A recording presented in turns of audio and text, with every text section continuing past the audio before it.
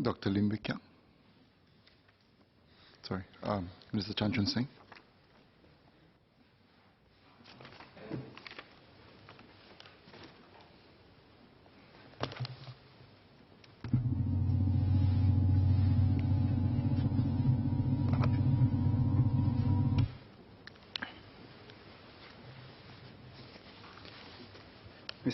Mr. Chairman, sir, let me first thank all members who have spoken up in support of the importance of maintaining an able and committed public service.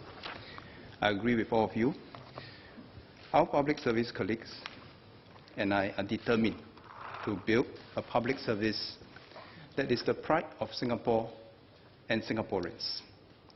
Our public service has been a pillar of strength for Singapore's survival and success. It has been so, and it will continue to be so. Our operating environment is changing rapidly. Internally, new generations of Singaporeans are growing up in different circumstances with different aspirations and expectations. Singaporeans expect services to be organized around them and delivered in an integrated and timely manner. They expect systems and organizations to fit their needs and not the other way around.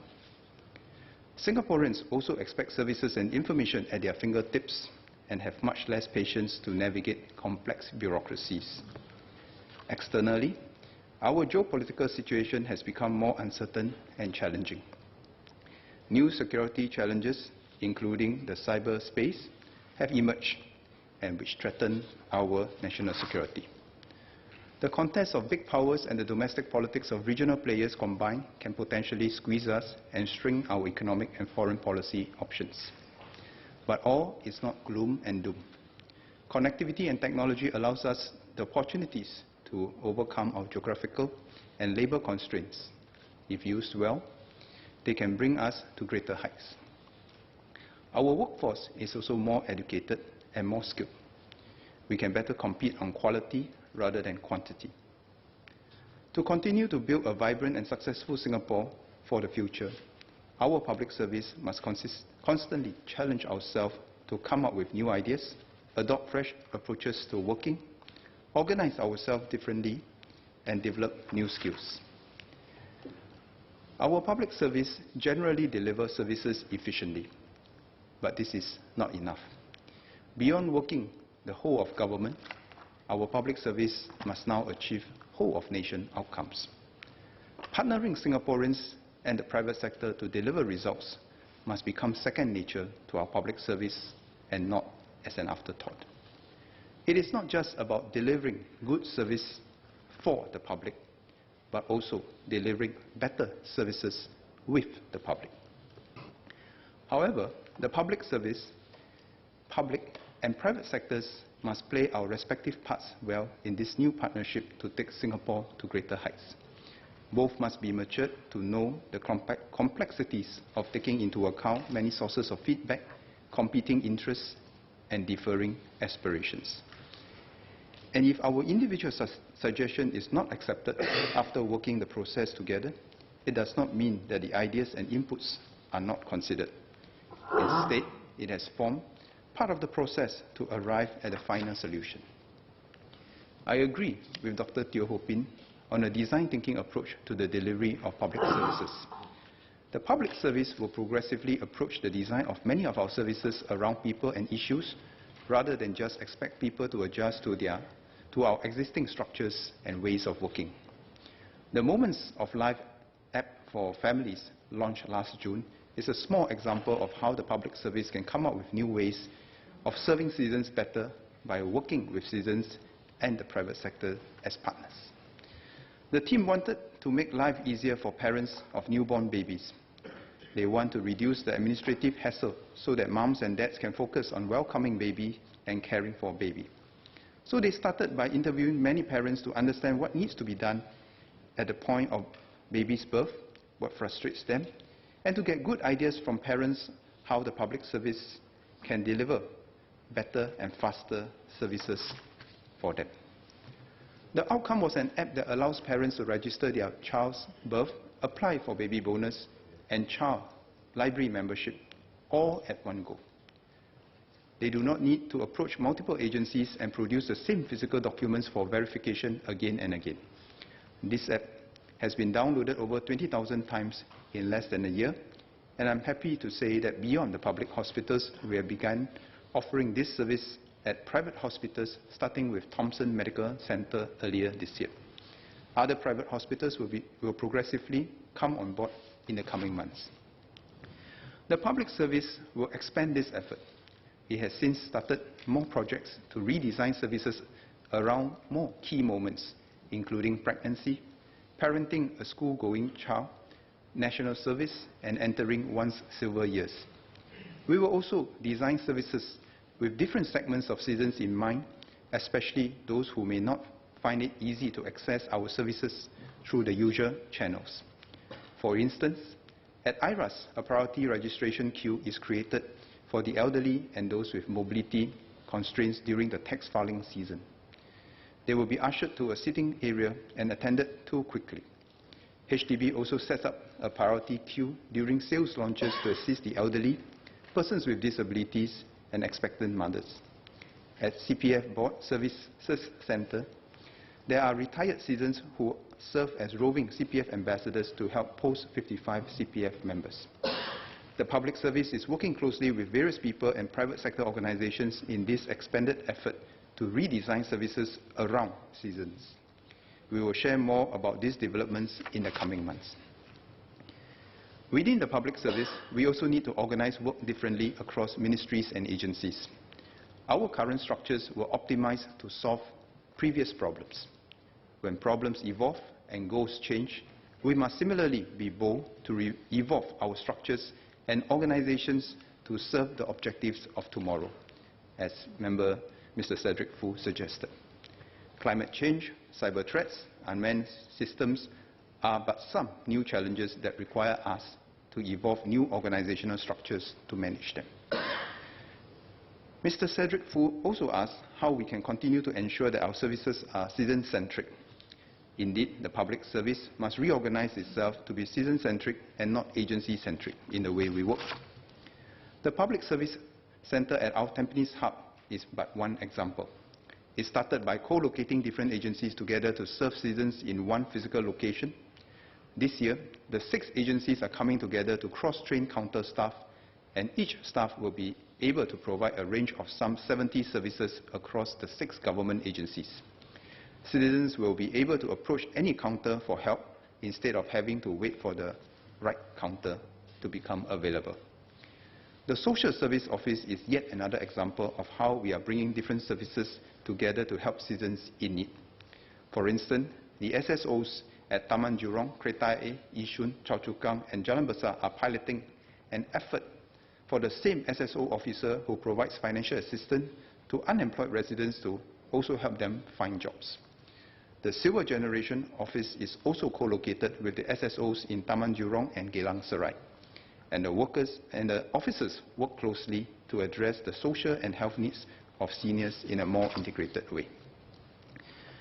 As many have suggested, it is not easy for the public service to organize itself differently and operate differently to serve citizens better without new skills. Ms. Anthea Ong, Dr. Teo Ho Pin, Mr. Ang Hin Kee are right that we have to help our public service officers, our public officers, approach their work with new mindsets and give them new skills. First, we need our public officers to think differently.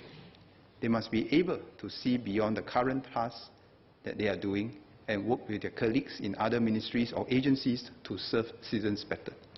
This does not come from classroom training alone.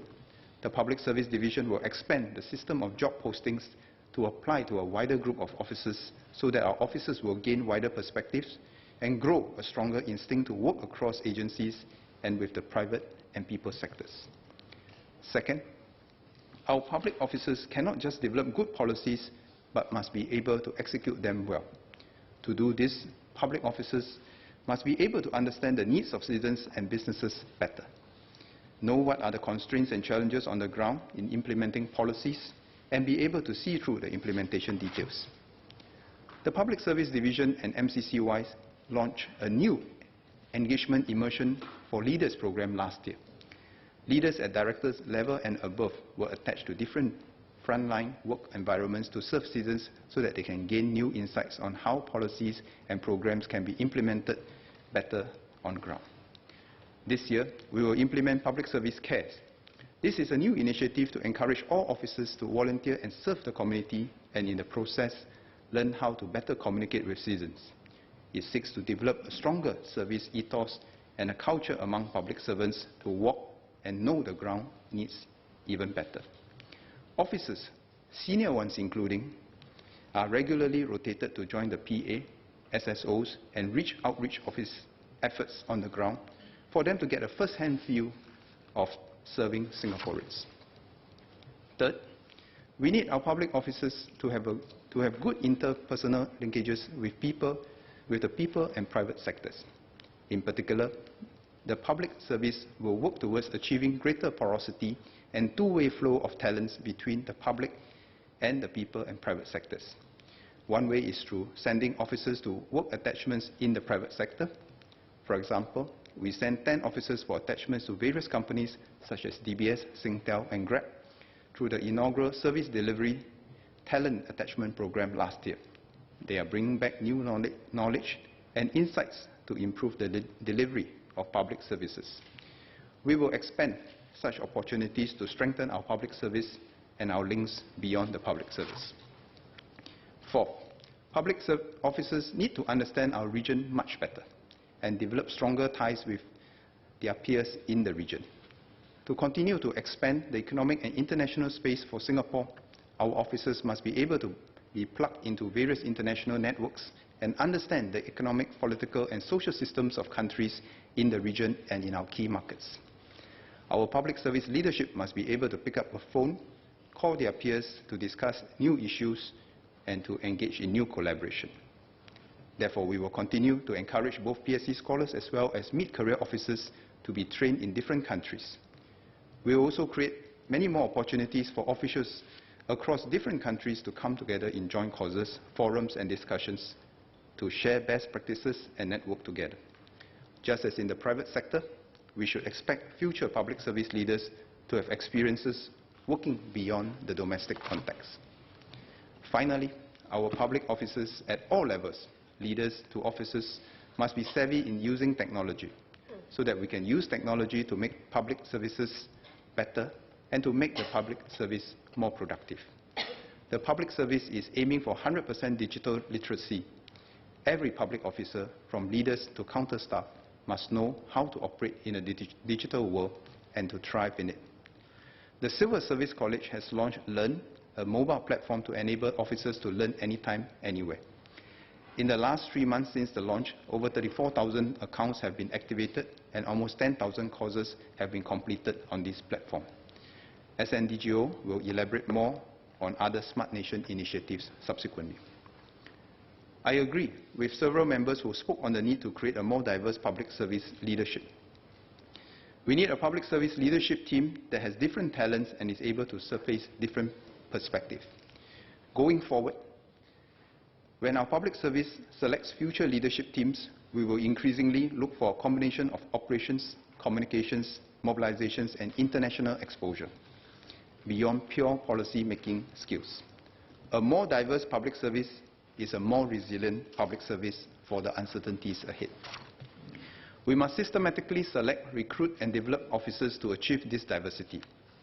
Educational qualifications remain a valid proxy for certain skills and capabilities of candidates we recruit into the public service, and we will not disregard that. But the level of education qualification alone is necessary but not sufficient. The public service will also have to look out for other skills, competencies, and traits when we recruit new officers. Beyond intellect, we also want officers who have initiative and creative ideas, and those who have strong interpersonal skills and work well with others. In the areas of ICT, the public service will be selecting recruits based on their technical skills they possess beyond educational qualifications. Mr. Louis Ng asked about single structure for IT graduates, diploma, and degree holders. Since 2015, the public service has been merging salary schemes such as the IT graduates, diploma, and degree holders are recruited and progress on the same structure. Where scheme requires particular qualifications, for example, doctors, accountants, and engineers, we will specify this. Today, almost all public agencies have single structure schemes.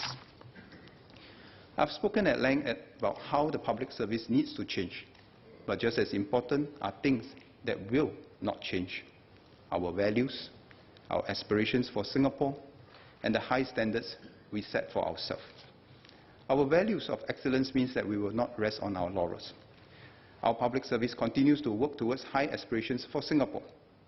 This means always thinking ahead and acting to expand opportunities for Singapore or preempting problems in future. For instance, for Singapore to remain competitive, we must be a hub for innovation. So MOE, ESG, and EDB came together to develop the Global Innovation Alliance initiative to connect Singapore to major innovations ecosystems around the world. The GIA expands on existing overseas internship programs offered by our local institutes of higher education that place students on overseas internships in startups or enterprising and innovative companies. The public service is leveraging this internship for scholarship holders and in-service officers as well, for them to broaden their training and exposure. The GIA will create more opportunities for students, entrepreneurs, and business owners to gain experience, connect, and collaborate with their overseas counterparts. Similarly, we have proactively pushed for more free trade agreements to help our businesses expand overseas and lower prices of imported goods and services for domestic consumers. Such FTAs have to be planned way ahead as they entail long negotiations with foreign counterparts. The recently concluded EU-Singapore FTA was planned almost a decade ago and was achieved through close coordination among many agencies, including MTI, AGC, MINLAW, IPOS, MOM, and MEWR. They worked together and sustained the momentum of the negotiations through time across different teams of officers. We are now planning ahead for our FTAs to embrace digital trade in the new economy. We also think long-term when it comes to developing our city. Almost 10 years ago, the Economic Strategies Committee mooted the idea of consolidating our container port activities at Tuas in the long term. This will allow our port to achieve greater economies of scale while freeing up the prime southern waterfront for redevelopment into a new waterfront city that will be even more exciting than Marina Bay today. Today, the proposed new Tuas terminal is already taking shape and will be progressively completed by the 2040s. The Tuas terminal, which will be twice the size of Ang Mo Kio town, is expected to be the largest container terminal in the world. Our Tuas terminal will help Singapore strengthen our position in the maritime sector. This is not the only long-term, multi-decade project we have planned for. We are pursuing other ambitious projects that span many years, in fact decades, whether it's developing Singapore's deepest cable tunnel system for electricity transmission, or planning for Changi East, which includes the new Terminal 5, or planning for the Jurong Innovation District or Punggol Digital District. These projects help to create an even more vibrant Singapore and a better home for future generations of Singaporeans. Our public service cannot just try to play defensive to uphold the existing systems. We expect more from our public service, constantly thinking of breaking new ground to take the country forward amidst the stiff competition. Even though we plan ahead, sometimes things will not go as planned. When things go wrong, the public service will work hard to fix the mistakes and seek to do better. Head Civil Service recently reminded all senior public leaders to use the recent incidents and lapses as an important learning moment to see how we can do better. I support his call and appreciate the public service in taking its missions very seriously.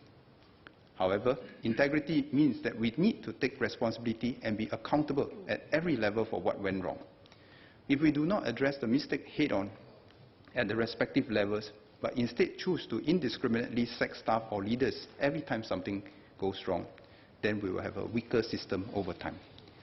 This will also discourage the public service from trying new things, because the surest way to not make a mistake is not to do anything novel. But that will be the biggest mistake and disservice to our nation. The values of integrity and excellence applies equally to appointment processes. Ms. Sylvia Lim asked for clarification on the selection process and criteria used by the Prime Minister in identifying persons to fill key constitutional appointments. The process to appoint individuals to any constitutional appointments is set out in the Constitution. The Constitution also sets out the requirements of candidates for certain roles as well as office holders who should be advised or to be consulted on the appointment. In general, the key considerations when identifying candidates include their ability to do their job well, their qualifications and experience and track record, integrity and sense of public service. You asked if we are aware that Ms. Goh Soon Poh, the new Auditor General, is the wife of Senior Minister of State, Mr. Heng Chee Hao. Yes, we are aware. The Auditor General is appointed by the President in accordance with the advice of the Prime Minister. The candidate was proposed to the President's concurrence after consulting the Chairman of the Public Service Commission. The President will consult the Council of Presidential Advisers, which provides an additional level of scrutiny and advice. Ms. Goh Soon Poh has more than 30 years of public sector experience and worked in a range of government ministries. She has served with distinction, with utmost integrity and commitment to excellence. She has held as Deputy Secretary roles in two of the largest ministries, MOE and MHA, and also spent time in two central ministries, MOF and PST, and will be familiar with governance matters related to finance, procurement, and human resources. Ms. Goh also has public sector experience that will be useful for the Auditor General role. The role of the Auditor General is to audit and report to the President and Parliament on the proper accounting and use of public resources to enhance public accountability. AGO audits observations are conveyed to senior public officers, namely permanent secretaries of ministries, who are accounting officers for their respective ministries and hence responsible for managing them. These senior public officers are responsible for addressing the findings and reporting back to AGO. The audit process generally does not involve political office holders. There is no conflict of interest generally between AGO and the ministries it audits. Where there is a potential conflict of interest, there are specific processes to manage this, just as in any professional organization. Our public service cares for our people. Mr. Louis Ng asked about staff engagement. PSD currently works with public sector agencies to administer a common staff engagement survey across public agency. The survey enables agency leaders to better understand the areas that the agency is doing well in and what it can do better to help officers. Leaders are expected to respond to the feedback and take appropriate action. Mr. Peng Eng Huat asked about MediShield Life for pensioners. Like all Singapore citizens and permanent residents, government pensioners have been covered under MediShield Life from 1st November 2015. MediShield Life provides additional help on top of the retirement medical benefits that they enjoy as government pensioners.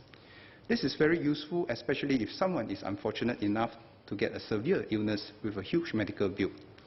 For example, one pensioner on the comprehensive co-payment scheme had pneumonia with a bill size of $29,000.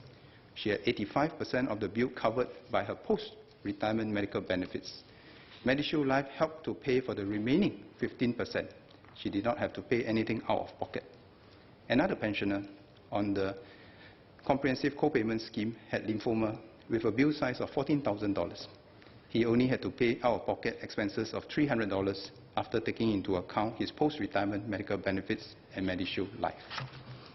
So, Mr. Chairman, sir, our public officers join our public service because of a calling, and that is to build a better home, a better nation, and a better future for all Singaporeans. Our future is in the hands of this generation of leaders from the public, private, and the people sectors. Like it was almost 54 years ago, we must all be pioneers once more and always. If we put our hearts, minds, and hands together as one Singapore team, I'm confident that we can prevail against the challenges and Singapore will remain vibrant and successful. Our public service will lead and support fellow Singaporeans in achieving this.